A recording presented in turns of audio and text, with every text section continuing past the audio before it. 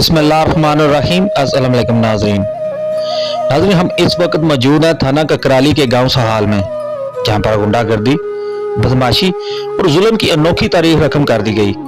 مسلح افراد ने रात 1 बजे छत फलांग कर बेवह खातून रशीद बीबी के घर दाखिल हो गए और अंधा धुंद फायरिंग शुरू कर दी और मुसलसल 1 घंटे तक फायरिंग करते रहे। चादर और चार दीवारी का तकद्दुस पामाल कर दिया। बच्चे खौफो हरास से चीखते रहे। अहले खाना ने कमरों में छुपकर जान बचाई। 15 पर कॉल के बावजूद मकामी पुलिस अपनी रवायत के मुताबिक मुलजमान के फरार होने के बाद जाए वकुआ पर पहुंची। 2 रोज कबल भी इन्हीं मुलजमान ने रशीदा बीबी के अजीज मोहम्मद खां के घर रात 2 बजे दावा बोला और अंधाधुंध फायरिंग की, जिसकी ज़द में आकर मोहम्मद खां की अहलिया शरीर जख्मी हो गई, जिसका मुकदमा 1 दिसंबर को थाना ककराली में दर्ज हुआ। लेकिन पुलिस ने किसी भी मुलजम को गिरफ्तार न किया और मुतासरा खानदान को तहफ़्फ़ुज़ फराहम करने के लिए कोई कदम न उठाया। वक़ुआ ज़मीन पर कब्जे का तनाज़ा बताया जा रहा है। मुतासरीन का कहना है कि पुलिस अगर मुलजमान को गिरफ्तार कर लेती तो दोबारा ये वक़ुआ पेश ना आता। हमें इंसाफ फराहम किया जाए, हमारी जान को खतरा है। इससे कबल थाना ककराली के ही गांव बुटर में पुलिस की रवायती सुस्ती और नाअहली की वजह से दोहरे कत्ल का साना रूनमा हो चुका है।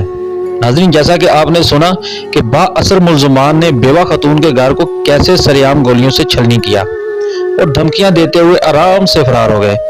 इससे कबल मौज़ा बुटर में पेश आने वाले वक़ुआ में भी मोहम्मद यूनुस चीख चीख कर इंतजामिया से मदद की अपील करता रहा, मगर कोई भी इसकी मदद को ना आया।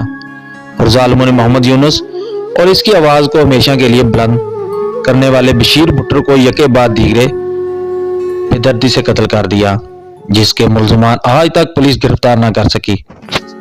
नाजरीन, मुतासरा बेवा रशीदा बेबी का कहना था कि क्या पुलिस किसी बड़े साने का इंतजार कर रही है? हमारे नामजद मुलजमान गिरफ्तार ना करना लम्हा फिक्रिया है। आइए मजीद जानते हैं ये जुल्म और बर्बरियत की कहानी बेवा रशीदा बीबी और इसके अजीज की जुबानी। जी, मेरा घर आया मैं बेवा औरत हाँ, मेरिया 2 बच्चियां ने। साडा बूहा अगे आके फैरना करते हैं, असं सवाल दे रहन आए हैं। साडा इन्होंने बड़ा नुकसान किया, बड़ा कोई इन्होंने साडा किया। साडा पुलिस ने असीं तलाह दी है, पुलिस के असीं जाके रोए पिटे। इन्होंने एक दिन पहला फैरन की है, फिर बाद भी इन्होंने आकर पिटी है। साडी पुलिस ने कोई गल नहीं सुनी है। ककराली साडा थाना लगता है, मैं सवाल दे रहन वाली हाँ।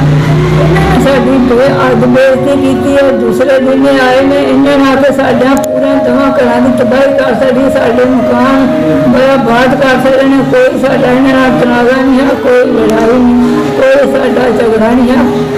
इन्होंने आज तो पहला 25 साल हो गए ने इन्होंने कत्ल किए हैं। इन्होंने जमीन बेची, इन्होंने घर बेचे और जमीन की वजह से साडा रोड़ा बने। और जमीन इन्होंने साढ़े नाल सकदा, साड़ियां बच्चियां का हिस्सा रहिंदा, असीं ओह इन्होंने दे दिता है। पहला तौर में दिता है, बाद भी असीं दे सकिया। हिस्सा लै भी लिया साढ़े कोलों। हिस्सा लै के भी इन्होंने साढ़े नाल फिर बड़ियां बेअद ज्यादतियां कीतियां ने। वजह जीवी नहीं वजह वे सानू बयान दो, जमीन सानू बयान दो। असं उन्होंने आख्या भी साडा भी थोड़ा जहा मसला है, उन्होंने विचों बंदों के बयान पहले पैरवाना की मुकदमा दर्ज करवाया तो पुलिस ने की कार्रवाई की? पुलिस ने कोई कार्रवाई नहीं की, कोई पुलिस नहीं आई, कोई किसी साडा पा नहीं किया। एक दिन पहला भी इन्होंने साडे ते फैलन की है। तुहाडा कहना है कि अगर जो पहले उन्होंने साडे वकूआ किया, मुकदमा दर्ज होया, पुलिस अगर मुलजम गिरफ्तार कर लेंदी तो दोबारा यह नौबत ना होती? जी हाँ, एवं करेंगे। पुलिस ने साडे ना काम किया, नहीं उन्होंने मुलजम गिरफ्तार किया, नहीं अत्याचारी आए से रिपोर्ट दे के आए। आला काम की मुतालबा करते हो कि अपना पंजाब अगे डीपी वाले ऐसे की कोशिश सानू इन्हों से खतरा है, सानू कतल करना चाहते हैं, मारना चाहते हैं। साढ़े घर जाके फैरना करते हैं, सानू लड़करे मारते हैं। बाहर निकलो, जने बाहर कढो, बाहर निकलो। असं इस वक्त के मुताबिक है साडा कोई बना सके पुलिस, साडा जहाँ बना ना बना बड़ा बंदा घर के सारे फराक 2 3 साढ़े घर मेहमान आए हैं, 3 अपने घर 3 साढ़े घर ਘਰ ਦੇ ਨਹੀਂ ਉਹਨਾਂ 3 ਸਾਡੇ ਘਰ ਨਾਲ ਆਏ 6 ਬੰਦੇ ਇਹਨਾਂ ਦੇ ਸਾਹਮਣੇ ਫੈਰ ਗਏ ਉਹਨਾਂ ਦੁਆਰੇ ਨਹੀਂ ਜ਼ਮੀਨ ਦੇ ਰਹੇ, ਠੀਕ ਹੈ, ਸਾਡੀ ਜ਼ਮੀਨ ਵੀ ਨਾ ਦੇ ਛੜੀ। ਉਸ ਤੋਂ ਬਾਵਜੂਦ ਇਹਨਾਂ ਨੇ ਸਾਡੇ ਤੇ 3 ਦਿਨ ਪਹਿਲੇ ਉਹਨਾਂ ਤੋਂ ਫਾਇਰਿੰਗ ਕੀਤੀ ਰਾਤ ਨੂੰ, ਠੀਕ ਹੈ। ਫਿਰ ਅਸੀਂ ਇਹਨਾਂ ਪਰਚਾ ਕਰਾਇਆ, ਠੀਕ ਹੈ, ਪਰਚਾ ਕਰਾ ਕੇ ਅਸੀਂ ਆਏ ਹਾਂ। ਪਰਚਾ ਕਰਾ ਕੇ ਆਏ ਸਰ ਜੀ, ਕੋਈ ਮੁਲਾਜ਼ਮ ਨਹੀਂ ਪਿੱਛੇ ਆਇਆ, ਕੋਈ ਨਹੀਂ ਆਇਆ, ਕਿਸੇ ਕਿਸਮ ਦੀ ਕੋਈ ਗੱਲ ਨਹੀਂ, ਕੋਈ ਬਾਤ ਨਹੀਂ, ਠੀਕ ਹੈ। ਨਾਲ ਹੀ ਦੂਸਰੇ ਦਿਨ ਉਸੇ ਰਾਤ ਨੂੰ ਪਰਚਾ ਕਰਾਇਆ, ਉਸੇ ਦਿਨ ਰਾਤ ਨੂੰ ਰਾਤੀ 1 ਵਜੇ ਇੰਨਾ ਬਹੁਤ ਜ਼ਿਆਦਾ ਇਨ ਲੋਕਾਂ ਨੇ ਫਾਇਰਿੰਗ ਕੀਤੀ, ਬਹੁਤ ਜ਼ਿਆਦਾ ਫਾਇਰਿੰਗ ਕੀਤੀ ਮੇਰੇ ਘਰ ਦੇ ਵਿੱਚ ਆ ਕੇ, ਠੀਕ।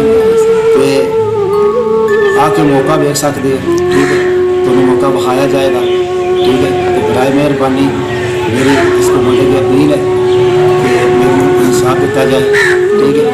इस तो पहले कि एक वाक़या साढ़े पुटर शहर है, अपना पुटर पिंड है साढ़े, उत्थे एक वाक़या होया, एक कत्ल होया। तो उस बंदे ने बहुत हेल्प मंगी है, बहुत हेल्प मंगी, लेकिन गौरमेंट ने कोई हेल्प नहीं की, ठीक है। और एक मार गया बंदा, दूसरे दिन दूसरा बंदा मार के चला गया। जनाब मेहरबानी तक बंदे फड़े भी नहीं गए, मेहरबानी सर मेरी हेल्प करो, क्योंकि असी परदेसी लोग मजदूरदार लोग हैं, तो मेहरबानी करो।